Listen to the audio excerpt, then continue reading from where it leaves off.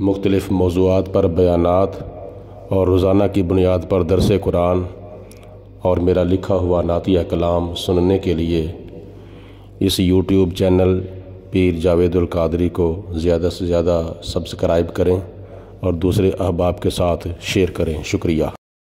بسم اللہ الرحمن الرحیم۔ قال اللہ تبارک و تعالی فی القرآن المجید والفرقان الحمید لا یؤمنون به حتی یروا العذاب العلیم۔ سورۃ شعراء کی آیت نمبر 201 ہے، جس میں اللہ پاک نے ارشاد فرمایا کہ یہ جو کفار مکہ ہیں یہ قرآن پاک کے اوپر ایمان تب تک نہیں لائیں گے جب تک ان کو دردناک عذاب نظر نہیں آ جائے گا۔ حضور علیہ الصلوۃ والسلام جب ان کو قرآن پاک کی تلاوت سناتے تھے اور ساتھ فرماتے تھے کہ یہ میرا کلام نہیں بلکہ یہ اللہ تعالیٰ کا کلام ہے، خدا تعالیٰ نے یہ لوح محفوظ سے نازل فرمایا ہے، تو وہ کہتے تھے کہ اگر یہ اللہ کا کلام ہوتا تو جیسے پہلے کتابیں بیک وقت نازل ہو چکی تھیں تو یہ تم تھوڑا تھوڑا کر کے کیوں سناتے ہو؟ یہ روزانہ کی چند آیات یا چند صورتیں یا چند رکوع سناتے ہو تو یہ اس کا مطلب ہے کہ یہ اللہ کا کلام نہیں بلکہ یہ تو تمہارا من گھڑت کلام ہے۔ انہوں نے قرآن پاک کو جھٹلا دیا اور خدا فرماتا ہے کہ لا یؤمنون بہ، اے میرے پیارے حبیب علیہ السلام یہ اس قرآن پر ایمان نہیں لائیں گے حتی یروا العذاب العلیم، جتنی دیر تک یہ دردناک عذاب کو نہ دیکھ لیں گے۔ لیکن جب ان کے اوپر عذاب آ جائے گا تو اس وقت ایمان لائیں گے تو ان کا ایمان قابل قبول نہیں ہوگا۔ اس کی وجہ یہ ہے کہ پہلی کئی قومیں ایسی تھیں، قوم عاد، قوم سمود، قوم لوط، قوم نوح، جب ان کے اوپر عذاب آ جاتا تھا تو پھر وہ ایمان لانے کا دعویٰ کرتے تھے، لیکن اللہ پاک نے ان کا ایمان قبول نہ کیا۔ اور حضرت سیدنا یونس علیہ السلام کی قوم نے ایمان لایا تو ان کا ایمان اللہ پاک نے قبول فرما لیا۔ اس کی وجہ یہ تھی کہ جب اللہ کا عذاب آتا تھا تو اس سے پہلے عذاب کے کچھ آثار نظر آ جاتے تھے، تو حضرت یونس علیہ السلام کی قوم نے اللہ کے عذاب کے آثار کو دیکھ کر ایمان لایا تو ان کا ایمان قبول ہو گیا۔ اور پہلی قوموں کو بھی عذاب الہی کے آثار نظر آئے تھے لیکن انہوں نے پھر بھی یقین نہ کیا۔ اس کو بند کر دو ذرا، مہربانی۔ جب ان کے اوپر عذاب کے آثار نظر آئے تھے تو انہوں نے پھر بھی ایمان نہ لایا، لیکن جب عذاب آ گیا تو پھر ان کا ایمان ریجیکٹ اللہ پاک کی ذات نے کر دیا۔ مثال کے طور پر جیسے بارش آتی ہے نا، بارش آنے سے پہلے بارش کے کچھ آثار نظر آتے ہیں، ہوا چلتی ہے، آندھی آتی ہے، بادل جو ہے وہ آپس میں گل مل جاتے ہیں، یہ بارش آنے کی علامت ہوتی ہے۔ تو اگر کوئی بارش کی علامت کو دیکھ کر، بارش کے آثار کو دیکھ کر یقین نہ کرے تو پھر کیا نام ہے، اس نے اپنی زبان سے جھوٹ بولا ہے۔ اور اگر کوئی بارش کے آثار کو دیکھ کر یقین کر لے کہ بارش کی علامتیں نظر آ گئی ہیں لہٰذا اب بارش بھی آنے والی ہے تو اس کی بات سچی ہے۔ تو اس لیے پہلی قوموں نے عذاب الہی کے آثار کو دیکھا پھر بھی یقین نہ کیا۔ قوم یونس نے عذاب الہی کے آثار کو دیکھا تو یقین کر لیا کہ اب ہمارے اوپر عذاب آنے والا ہے، تو انہوں نے ایمان لایا، خدا تعالیٰ نے ان کا ایمان قبول کر لیا۔ تو اللہ پاک ارشاد فرماتا ہے کہ اے میرے حبیب علیہ السلام یہ کفار مکہ اتنی دیر تک قرآن پاک کو میرا کلام نہیں مانیں گے جتنی دیر تک ان کو کوئی آسمان سے دردناک عذاب نے نہ آ لیا، تو جب عذاب آئے گا تو پھر یہ کیا کریں گے؟ مہلت مانگیں گے۔ اللہ تعالیٰ آگے ارشاد فرماتا ہے فَيَأْتِيَهُمْ بَغْتَةً، پھر ان کے اوپر اچانک عذاب آ جائے گا، وَهُمْ لَا يَشْعُرُونَ، اور ان کو پتہ بھی نہیں چلے گا کہ عذاب کہاں سے آیا ہے۔ عذاب اوپر سے آیا ہے، عذاب نیچے سے آیا ہے، عذاب دائیں بائیں آگے پیچھے سے آیا ہے، کہاں سے آیا ہے، ان کو پتہ بھی نہیں چلے گا۔ ان کی عقل کام نہیں کرے گی کہ عذاب کہاں سے آیا ہے۔ فَيَقُولُوا هَلْ نَحْنُ مُنظَرُونَ، پھر وہ کہیں گے کیا ہمیں کچھ مہلت مل جائے گی عذاب سے بچنے کی؟ وہ مہلت کیوں مانگیں گے؟ اس لیے مانگیں گے کہ ہمیں عذاب لانے کا، ہمیں ایمان لانے کا موقع دیا جائے۔ لیکن اللہ پاک فرماتا ہے کہ جب میں توبہ کا دروازہ بند کر دوں تو پھر کوئی دروازہ کھول نہیں سکتا۔ اور توبہ کا دروازہ کب تک کھلا ہے؟ موت سے پہلے۔ جب موت آ جائے گی تو پھر توبہ کا دروازہ بند ہو جائے گا۔ تو وہ کافر جو ہیں وہ مہلت مانگیں گے اللہ کا عذاب دیکھ کر۔ آفا بے عذابنا یستعجلون، کیا ہمارے عذاب کو یہ دعوت نہیں دیتے تھے یا جلدی نہیں مچاتے تھے؟ اور نبی پاک علیہ الصلوۃ والسلام ان کو ڈراتے تھے اگر تو ایمان نہیں لاؤ گے تو تمہارے اوپر عذاب نازل ہو جائے گا، تو بچ جاؤ اللہ تعالیٰ کے عذاب سے۔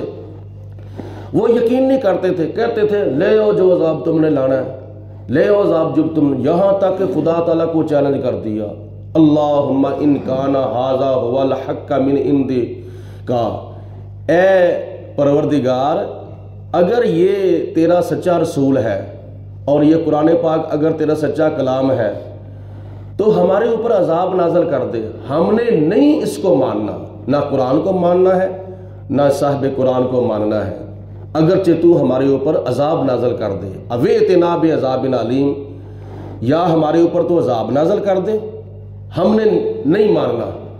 تو خدا کو انہوں نے چیلنج کر دیا۔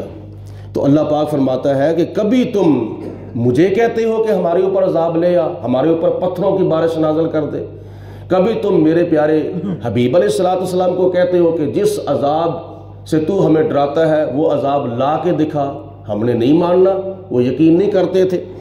تو جب عذاب آ جاتا تو پھر وہ مہلت مانگتے تھے کہ ہمیں ایک پلک جھپکنے کی بھی مہلت دی جائے تاکہ ہم ایمان لا سکیں۔ تو اللہ پاک فرماتا ہے کہ یا تم یہ میرے عذاب کو دعوت نہیں دیتے تھے یا عذاب جلدی آنے کا مطالبہ نہیں کرتے تھے؟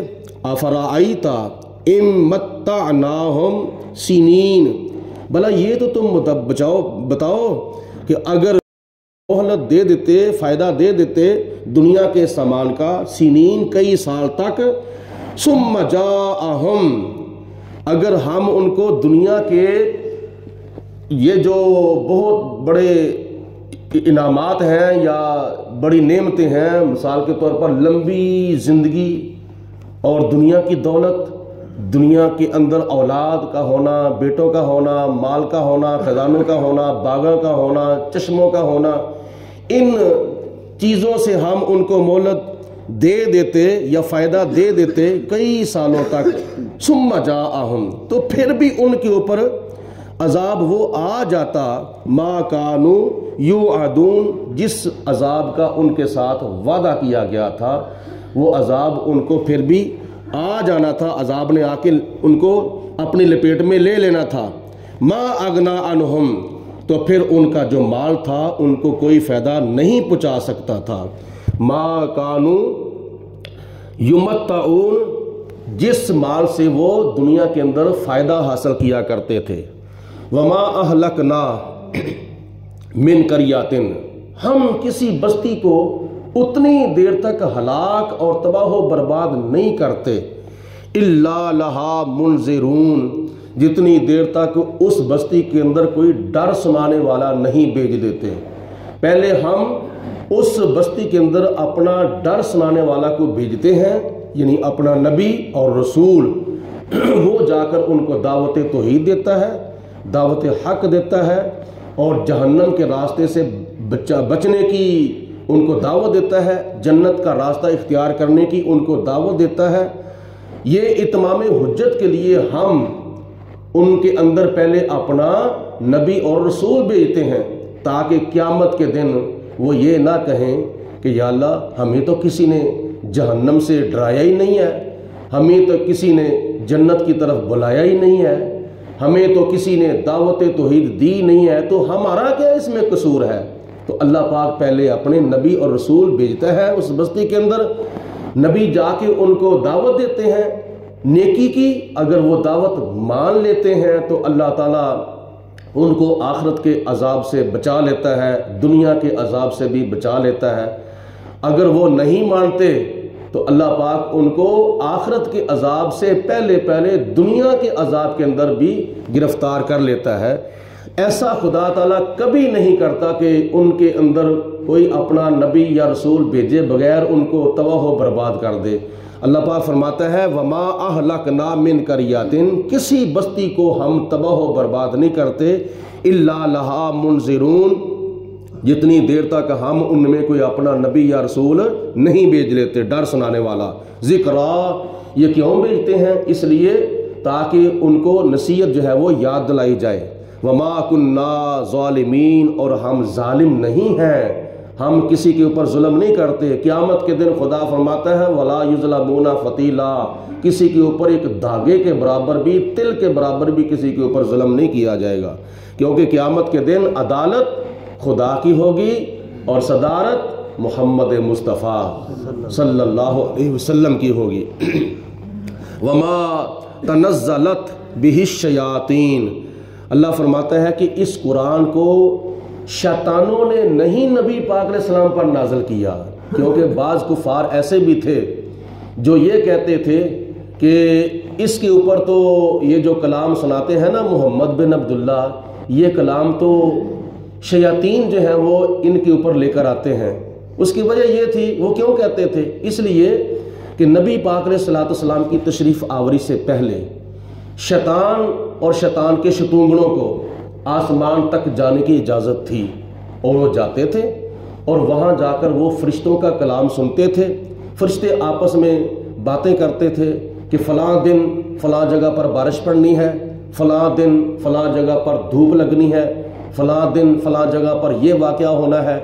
وہ باتیں شیاطین جو تھے وہ آسمانوں سے سن کر زمین کے اوپر آ کر نجومیوں کو، کاہنوں کو، جادوگروں کو آ کر بتاتے تھے، اور پھر وہ لوگوں کو آگے سے باتیں بتاتے، کاہن یا نجومی یا جادوگر وہ بتاتے تھے، تو لوگ ان کی باتیں سن کر یقین کر لیتے تھے، کیونکہ ایسا ہو جاتا تھا۔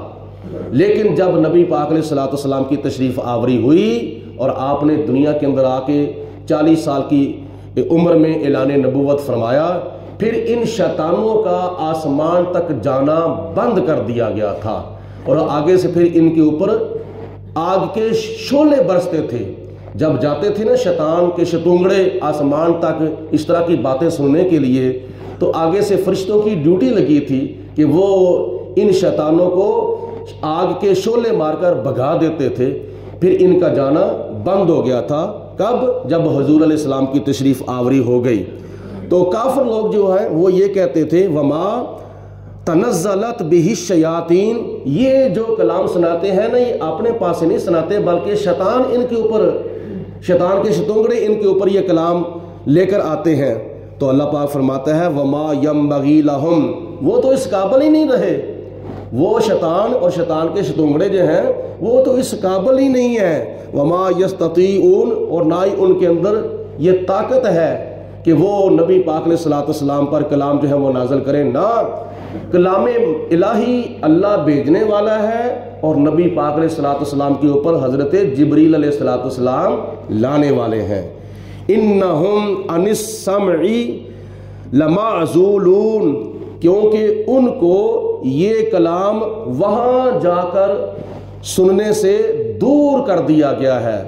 یہ شیطان کے شتونگڑے اب آسمان تک نہیں جا سکتے، وہاں سے ان کو دور کر دیا گیا ہے۔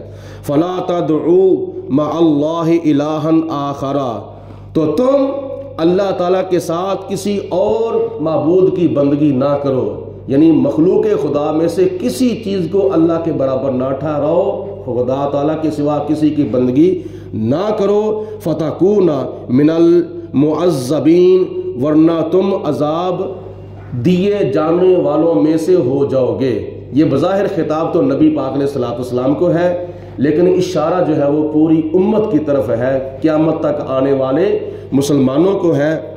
تو اس لیے بعض اوقات ایسا ہوتا ہے کہ نبی پاک علیہ الصلوۃ والسلام کے ساتھ اللہ پاک باتیں کرتا ہے، لیکن سمجھانا امت کو ہوتا ہے۔ تو اس کے اندر ہمیں سبق مل رہا ہے کہ اللہ کے سوا کسی کی بندگی نہیں کرنی، اللہ کے سوا کسی کی عبادت نہیں کرنی۔ عبادت کی لائق اللہ پاک کی ذات ہے، پوجا کی لائق اللہ پاک کی ذات ہے۔ اللہ پاک کی ذات بابرکات ہم سب کو نبی پاک علیہ الصلوۃ والسلام کی تعلیمات پر عمل کرنے کی توفیق عطا فرمائے، شیطان کے شر سے بچنے کی توفیق عطا فرمائے۔